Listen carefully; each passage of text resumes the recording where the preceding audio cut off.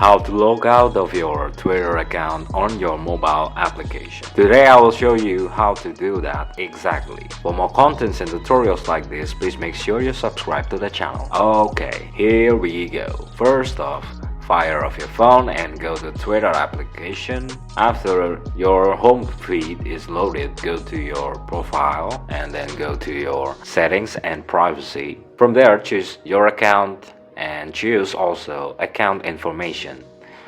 Look for a text called logout with a red color. And to log out of your Twitter account, click that, and if any confirmation dialog is popping out, you just need to click log out, click it, wait for Twitter to load, and that's how you log out of your Twitter account. If you want to replicate the same steps on your desktop, it is also achievable via the same thing, so you can also do that on your desktop. That's how you log out of your Twitter account. For more contents and tutorials like this, please make sure you subscribe, like and comment down to our channel. Okay YouTube, cheers, take care.